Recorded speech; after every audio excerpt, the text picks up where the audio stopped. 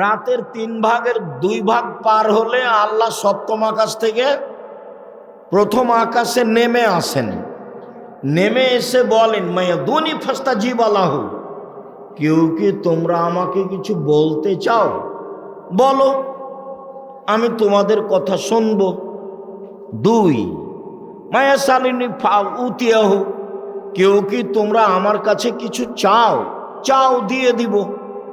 3, মায়াস্তাক ফেরুনি ফাঁক ফেরালাহু, তোমরা কে আমার কাছে ক্ষমা চাও? ক্ষমা চাও, আমি ক্ষমা করে দিব। কবর যত কঠিন, কিয়ামত তার চেয়ে অনেক বেশি কঠিন। কিয়ামত যত কঠিন, জাহান্নাম তার চেয়ে অনেক অনেক অনেক বেশি কঠিন। আমাদের নবী মুহাম্মদ সাল্লাল্লাহু আলাইহি সাল্লাম প্রত্যেক দিন জাহান্নাম থেকে নবী জাহান্নাম থেকে বাঁচতে চাইতেন। যদিও উসমান রাদিয়াল্লাহু তাআলা আনহু কবরের পাশে দাঁড়ালেই খুব কান্নাকাটি করতেন। তাকে বলা হতো, আপনি তো অনেক সময় জাহান্নামের কথা আলোচনা করেন, তখন তো কান্নাকাটি করেন না, কিন্তু কবরের পাশে আসলে আপনি এত কান্নাকাটি করেন কেন? এই ছেলে, আপনাকে তো বলছি যে মুখে আপনি বলিয়েন না, তাহলে হাতের ইশারাই বলেন। বসার পরিবেশ আছে কিনা আমিও তো আসলে বলতে পারি না যে আসলে আপনাদের বসার পরিবেশ কেমন। তো যেভাবে আছেন সেভাবেই থাকেন, কথা না বলে। আমি তো আপনার মোবাইলে আছি, আজকে আমাকে দেখার এত কি প্রয়োজন? উসমান রাদিয়াল্লাহু তাআলা আনহু বললেন, আল্লাহর নবী বলেছেন, কবর হলো মরার পরে প্রথম স্তর। যদি মানুষ কবরে বেঁচে যায় তাহলে পরেরগুলো আরো সহজ হয়ে যাবে, আর যদি কবরে বাঁচতে না পারে তাহলে বাকিগুলো সব আরো জটিল হয়ে যাবে। কবর যত কঠিন, কিয়ামত তার চেয়ে অনেক বেশি কঠিন। কিয়ামত যত কঠিন, জাহান্নাম তার চেয়ে অনেক অনেক অনেক বেশি কঠিন। আল্লাহ তাআলা বলেন, তোমরা তোমাদের পরিবারকে জাহান্নাম থেকে বাঁচাও। কিভাবে পরিবারকে জাহান্নাম থেকে বাঁচানো যেতে পারে? লোকমান হাকিম তার ছেলেকে বলেন, বুনাইয়া লা তুশরিক বিল্লাহ, ও আমার আদরের ছেলে, তুমি আল্লাহর সাথে শিরক করো না। শিরক সবচেয়ে বড় পাপ। মানুষ যদি শিরক করে তাহলে জাহান্নামে যাবে, আর শিরক না করলে জান্নাতে যেতে পারে। বিচারের মাঠে আল্লাহ যখন মানুষের সামনে আসবেন, তখন আল্লাহ বলবেন, আদম সন্তান শোনো, তোমরা যে পরিমাণ পাপ নিয়ে উপস্থিত হয়েছ, আমি সেই পরিমাণ ক্ষমা নিয়ে উপস্থিত হয়েছি। যদি শিরক না থাকে, তোমাদের যেই পরিমাণ পাপ আমার সেই পরিমাণ ক্ষমা, তোমাদের যেই পরিমাণ পাপ আমার সেই পরিমাণ ক্ষমা, যদি শিরক না থাকে। বাংলাদেশের মানুষ শিরক থেকে বাঁচবে তা খুব কঠিন। কেন? প্রত্যেক দিন ছেলে মেয়ে স্কুলে গিয়ে রবি ঠাকুরের গান বলে, আর রবি ঠাকুরও বলছে যে ও মা তোমার আকাশ তোমার বাতাস, মানে ও কালিমা তোমার আকাশ তোমার বাতাস। তাহলে আকাশ বাতাস কালিমার, তো আকাশ বাতাস কালিমার আমি বললাম, তারপরে আমি শিরক করলাম না, তাহলে আমি আসলে নিজেকে চিনি না, আমি কে? এদেশে শিরক থেকে মুক্ত হওয়ার পথ নেই বললেই চলে। কিভাবে রবি ঠাকুরের গান বাংলাদেশের লোকেরা চয়ন করলো তা আমার জানা নেই, তবে রবীন্দ্রনাথ ঠাকুর বাঙালিদের শত্রু, রবীন্দ্রনাথ ঠাকুর মুসলমানের শত্রু, রবীন্দ্রনাথ ঠাকুর ঢাকা বিশ্ববিদ্যালয়ের শত্রু। মুসলমান যেদিন ইংরেজদের হাতে অপমানিত জেল হাজতে, সেই সময় দালাল ঠাকুর রবীন্দ্রনাথ লন্ডনে মুচ পাকায়। তারপরেও ঠাকুরের গান মুসলমানের ছেলেমেয়েরা বলে, দুঃখিত আমি বলিনি, বলি না, আমার ছেলে মেয়ে বলে না, দেখি কতদিন চলে, আল্লাহ সহজ করো। জবাব আপনি দিয়েন, কিভাবে দিবেন সেটা আপনার ব্যাপার। শিরক করে বিচারের মাঠে উপস্থিত হলে জাহান্নাম হবেই, বাকি পাপ ক্ষমা হতে পারে। লোকমান হাকিম বললেন, আব্বু শিরক করো না, শিরক বড় পাপ। তারপরে বললেন, বাঁচার দ্বিতীয় পথ, বনাইয়া আকিমিস সলাত, সলাত আদায় করো, নামাজ। জাহান্নাম থেকে বাঁচার দ্বিতীয় পথ হলো সলাত, নামাজ। নামাজ সলাত এক অবাক ইবাদত, যে কোনো ইবাদত সাথে মিল রাখে না। সব ইবাদতে আপোষ আছে, সলাতে নেই। কিভাবে আপোষ? হজ ফরজ, তো এবছর গেলাম না, সামনে বছর যাব, ঠিক আছে যান। সিয়াম রোজা রমজান মাসে ফরজ, আমি অসুস্থ, ঠিক আছে পরে করেন, এ দেখেন আপোষ। জাকাত 2 মাস আগেই দেন, 1 মাস পরেই দেন, এই যে আপোষ আছে। সলাত এরকম কোনো আপোষ রাখে না। অজু করে সলাত আদায় করতে হয়, পানি নেই, তায়াম্মুম করে করতে হবে। মাটি নেই, তাহলে অজু তায়াম্মুম ছাড়াই নামাজ পড়তে হবে। কেবলার দিকে মুখ করে সলাত আদায় করতে হয়, কেবলা বোঝা যায় না, কেবলা ছাড়াই সলাত আদায় করতে হবে। দাঁড়িয়ে সলাত আদায় করতে হয়, দাঁড়িয়ে থাকা যায় না, বসে থেকে করতে হবে। বসে থাকা যায় না, তো শুয়ে থেকে করতে হবে।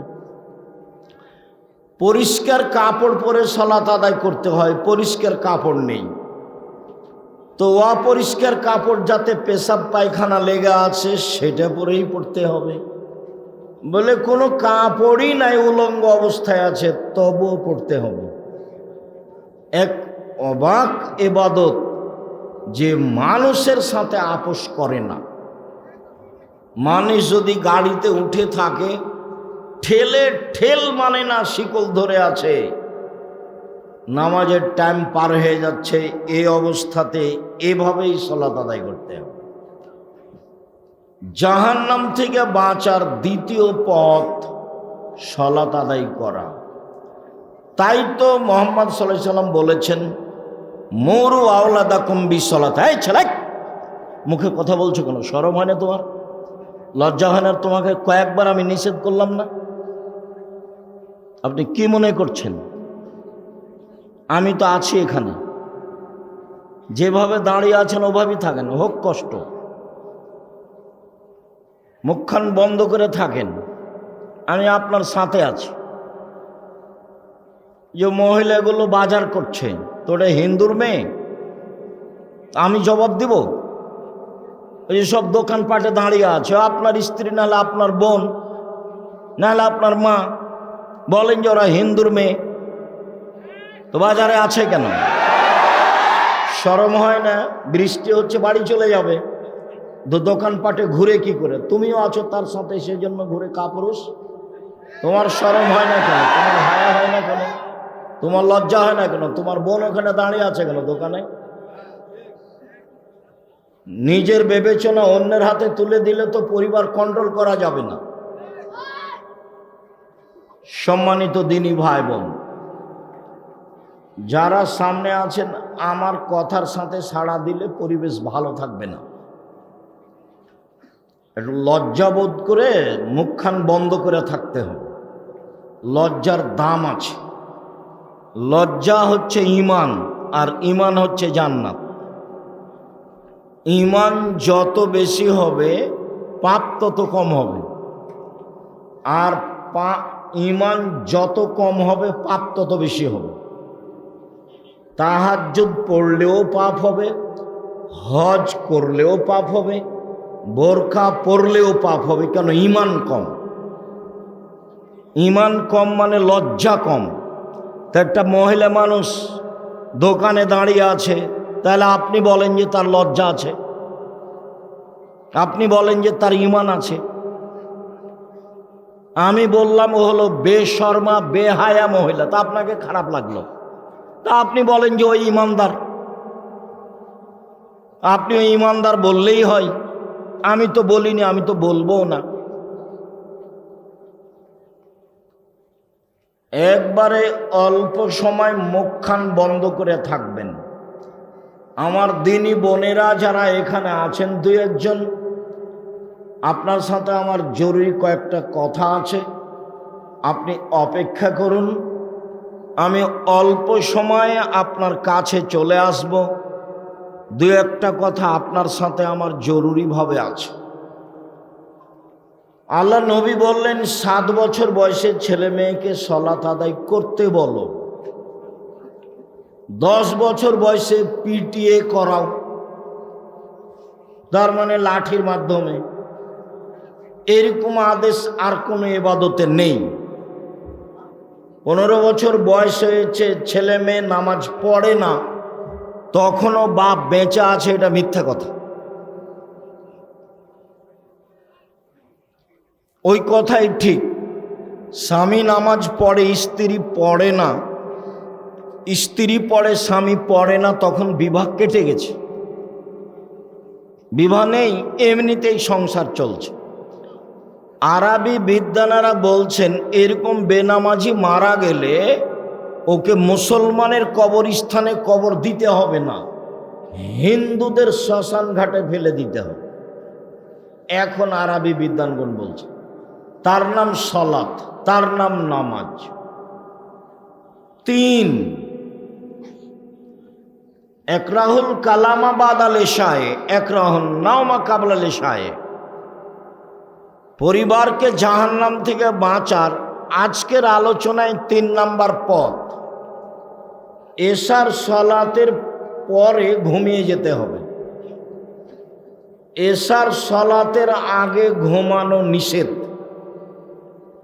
এশার সলাতের পরে ঘুমিয়ে যেতে হবে। এশার সলাতের আগে ঘুমানো নিষেধ। আল্লাহর নবী এশার সলাতের পরে কথা বলাকে ঘৃণা করতেন। একরাহুল কালামা বাদাল ইশায়ে, এশার সলাতের পরে কথা বলা ঘৃণা করতেন। এশার সলাতের পূর্বে ঘুমিয়ে যাওয়া ঘৃণা করতেন। যে কোনো মূল্যে রাত 10টা হতে হতে ঘুমাতেই হবে। তাহলে আপনি রাত 3টায় উঠতে পারবেন, 4টায় উঠতে পারবেন। কেন উঠবেন? আল্লাহ প্রত্যেক দিন রাতের 3 ভাগের 2 ভাগ পার হলে 7ম আকাশ থেকে 1ম আকাশে নেমে আসেন। রাতের 3 ভাগের 2 ভাগ পার হলে আল্লাহ 7ম আকাশ থেকে 1ম আকাশে নেমে আসেন। নেমে এসে বলেন, মায়াদুনি ফাস্তাজিব লাহু, কেউ কি তোমরা আমাকে কিছু বলতে চাও? বলো, আমি তোমাদের কথা শুনব। 2, মায়া সালিনী উতিয়াহু, কেউ কি তোমরা আমার কাছে কিছু চাও? চাও, দিয়ে দিব। 3, মায়াস্তাক ফেরুনি ফাঁক ফেরালাহু, তোমরা কে আমার কাছে ক্ষমা চাও? ক্ষমা চাও, আমি ক্ষমা করে দিব। তো আল্লাহ নেমে আসেন আমার সাথে কথা বলার জন্য, আর আমি আর আপনি ঘুমিয়ে আছি। তাহলে আমি আর আপনি কত বড় খারাপ মানুষ। আল্লাহ এসেছেন নেমে আমার সাথে কথা বলার জন্য। আমার তো কিছু প্রয়োজন আছে, একটু জমি জায়গার প্রয়োজন আছে, একটা ভ্যানের প্রয়োজন আছে, একটা ছেলে মেয়ে ভালো হোক তার প্রয়োজন আছে, যার যা প্রয়োজন সেটা নিয়ে দাঁড়াবে, বলবে। আল্লাহ বলছেন ঠিক আছে বলো। এক, বলো আমি শুনব। দুই, চাও আমি দিব। তিন, ক্ষমা চাও ক্ষমা করে দিব। শুধু এইভাবে বলতে থাকেন ফজরের আজান পর্যন্ত। আর আমি ঘুমিয়েছি। আর এই ছেলে তোমার স্বভাবের কথা বলি, তোমার বোনেরও স্বভাব তাই। কি সেটা? বড় মোবাইল ব্যবহার করো, সব সময় ল্যাংটা মেয়ে নাচে, রাত 2টা 3টায় ঘুমাও। বলো তো তুমি কিভাবে উঠবা? তুমি রাত 3টায় কিভাবে উঠবা? তুমি তো রাত 2টায় ঘুমাও। তোমাদের বাড়ির স্বভাব কেমন হয়েছে জানো? তোমাদের বাড়িতে জেনার বন্যা সয়লাভ। কিভাবে? তুমি মনে করছো যে আমি একাই ল্যাংটা মেয়ে দেখছি, না, তোমার বোনও ওই ঘরে দেখে, তোমার মা ওই ঘরে দেখে, তোমার বাপ ওই ঘরে দেখে। গোটা বাড়ি এখন শয়তান চালায়। কে চালায়? শয়তান চালায়। দেখো সবার কাছে বড় মোবাইল আছে। জামিয়া সালাফিয়ায় প্রতি মাসে বেতন লাগে 40 লক্ষ প্রতি মাসে। প্রত্যেক দিন বিকালে 40 থেকে 50 থেকে 60 থেকে 1 লক্ষ টাকা বিল লাগে। জমি কিনা তো আছেই, তারপরও আমার হাতে একটা ছোট মোবাইল থাকে। জামিয়া সালাফিয়া কিভাবে চলে তা শিক্ষক জানে না, জামিয়া সালাফিয়া কিভাবে চলে তা ছাত্র জানে না, জামিয়া সালাফিয়া কিভাবে চলে তা নেবরাসের সদস্য কমিটির কেউ জানে না। যদিও আমিও ভালোভাবে জানি না কিভাবে চলে, তবে আমি দেখি যে চলে। আমার মনে বড় স্বাদ, এই দেশের মাটিতে আমি উন্নত মানের প্রতিষ্ঠান গড়বই গড়ব ইনশাআল্লাহ, যেখানে ছেলে মেয়ে বাংলা, ইংরেজি, আরবি উন্নত মানের শিক্ষা অর্জন করে জাতির অন্যায়ের বিরুদ্ধে লড়বে মুখে কলমে মিডিয়ায়। এই যে মুখে আছি, কলম আমার সাথে আছে, মিডিয়াও সাথে আছে। জাতিকে ফাঁকি দিনি। জাতির যদি রাস্তাঘাট করে দিতে না পারি, জাতির যদি স্কুল কলেজ করে দিতে না পারি, জাতিকে চূড়ান্ত সঠিক ধর্ম দিতে পারবো ইনশাআল্লাহ। ধর্মের ব্যাপারে ফাঁকি দিয়ে আমি পরকাল হারাতে রাজি নই। এ কথাই ঠিক যে আমি বলি না আমারটা চূড়ান্ত ঠিক। এদেশের শতকরা 95 জন বক্তা মিথ্যুক। আমি বলিনি ইনি মিথ্যুক, আপনি তদন্ত করেন। এদেশের শতকরা 98 জন মুফাসসির মিথ্যুক। আমি বলিনি ইনি মিথ্যুক, আপনি তদন্ত করেন। এদেশের মাটিতে প্রায় 3 লক্ষ জাল জয়ীফ হাদিস আছে। আমার বাসায় আছে প্রায় 10,000 মানুষের বানানো হাদিস। ধর্মের নামে চলে, ধর্মের নামে চলে। অনেক দিন আগে ঘুঘরাতলিতে এসেছিলাম কথা বলার জন্য। সেদিন প্রায় সব কথাগুলি সেই লোকগুলোর সামনে নতুন ছিল, যদি আমার কাছে কিছু করার নেই। কেন? আমি খুব ভালোভাবেই জানি হক বলা যেমন কঠিন, হক মানাও তেমন কঠিন। হক বলা যেমন কঠিন, হক মানা তেমন কঠিন। আব্দুর রাজাক সাহেব, হক বলা কঠিন কেন? এই ছেলে, তোমরা যারা বড় ছেলে যে গল্প করছে তাকে হাতে ইশারা করবে না? এই এখানে কি করছো তুমি? হ্যাঁ,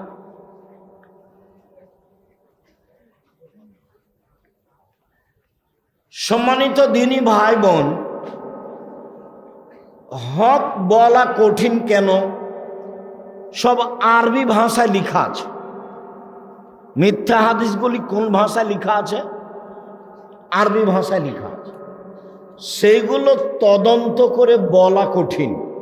এই জন্য হক বলা কঠিন, হক মানা কঠিন। কেন?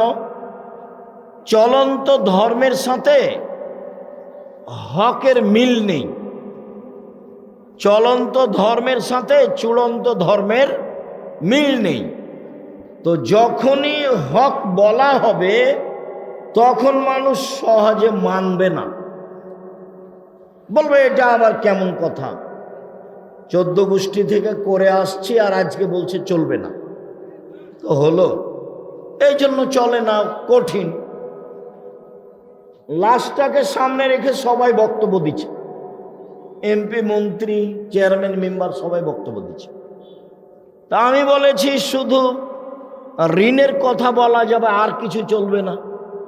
এটা হলো চূড়ান্ত হক, আর সবাই কথা বলবে এটা চূড়ান্ত মিথ্যে।